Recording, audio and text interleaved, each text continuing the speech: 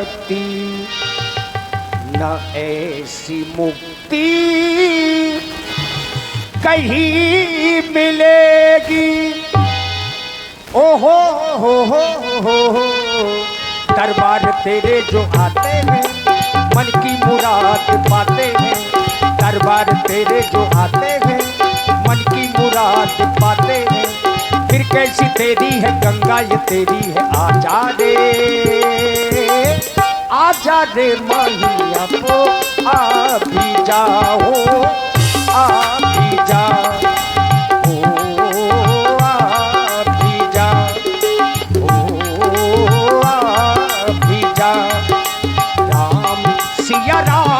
सिया राम जय जय राम।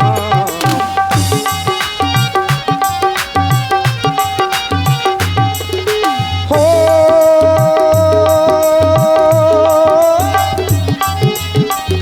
मंगल भवन अमंगल हारी, द्रवभू सुदर्शी रथ अजीरो बिहारी। राम सिया राम जय जय राम। राम सिया राम जय जय राम।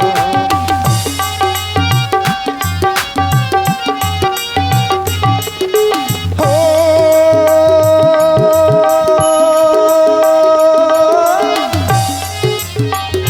यह सब चरित्र कहाँ मैं गाई, दिल कथा सुनहु मन लाई। राम सिया राम जय जय राम।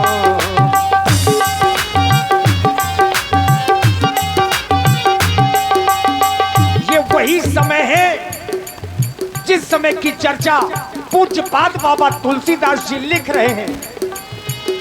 विश्वामित्र महामुनि ज्ञानी,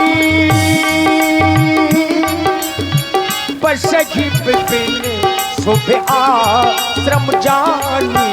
राम सिया राम जय जय राम। राम सिया राम जय जय राम। राम सिया राम जय जय राम। राम सिया राम जय जय राम। प्रिय शिष्य तपप्रिय, संकेत है बसई विपिन शुभ आश्रम जाना। मेरे द्वारा इस आश्रम को शुभ जाना गया है।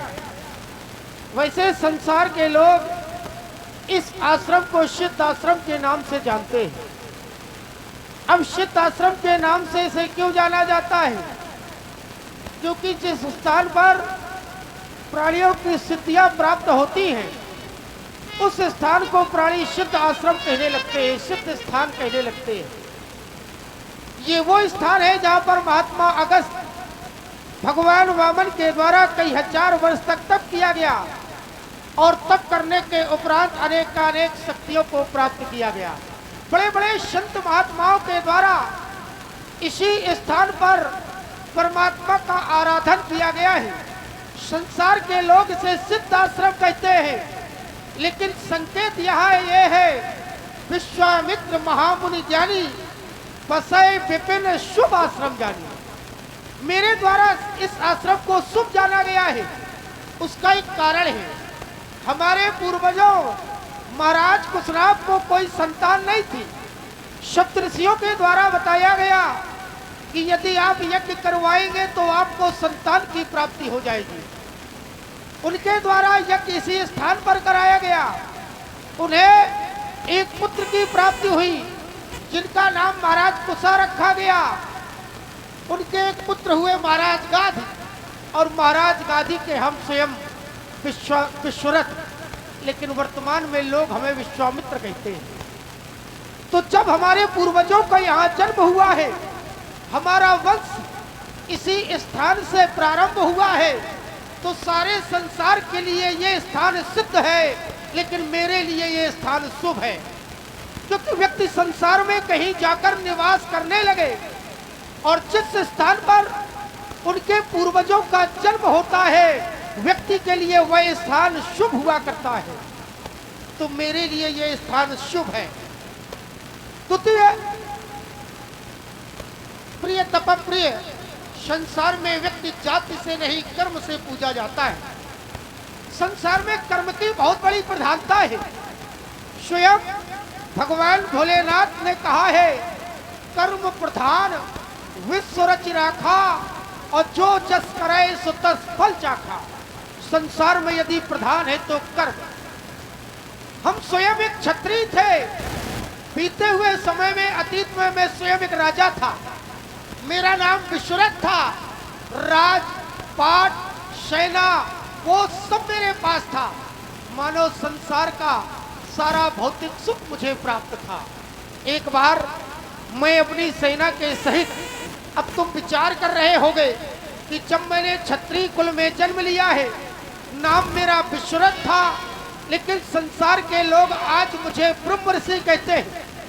ब्राह्मण की उपाधि से अलंकृत हो गया हूँ और नाम मेरा विश्वामित्र है, तो कारण क्या है? इसके पीछे कोई ना कोई कहानी अवश्य होगी। तो प्रिय शिष्य, इसके पीछे विशेष कहानी है। एक बार मैं अपनी सेना के सहित अयोध्या के समीप से निकला। मेरे सैनिकों ने मुझसे कहा कि महाराज, हम विश्राम करना चाहते हैं, श्रमित हो गए हैं।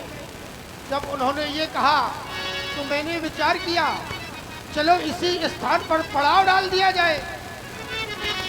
हमने इसी स्थान पर पड़ाव डाला। महात्मा वशिष्ठ के द्वारा भोजन सत्कार किया गया। उनके पास एक धेनु थी, मैंने वो मांगनी चाही, तो हुआ क्या, उन्होंने देने से मना कर दिया। मेरा युद्ध हुआ, अंत तो गत्ता में हार गया। मेरे मुख से निकल पड़ा, धिक बलम क्षत्रिय बलम ब्रह्म तेजो बलम बलम। धिक्कार है क्षत्रिय के बल को। संसार में यदि कोई बल है तो ब्राह्मण का, इससे बड़ा कोई दूसरा बल नहीं है। उसी दिन से मैं तप मार्ग में चला गया। पहले ऋषि हुआ, फिर राज ऋषि हुआ, आज लोग मुझे ब्रह्म ऋषि कह रहे हैं। देख रहा हूँ दूर दूर तक कोई निशाचर भी नहीं है। यज्ञ मेरे कुछ शेष है, इसलिए आओ प्रिय शिष्य, व्यवस्था करो, हम यज्ञ प्रारंभ करते हैं। आओ आइए। और देखिए, ये 51 पुष्प मुद्राएं बाबा विश्वामित्र जी के चरणों में गुप्त दान श्री हलकुट्टी राजपूत नगारा डांग वालों की ओर से 101 पुष्प मुद्राएं बाबा की यज्ञ में समर्पित हैं। धन्यवाद। जहाँ जब यज्ञ जो कि मुनि कर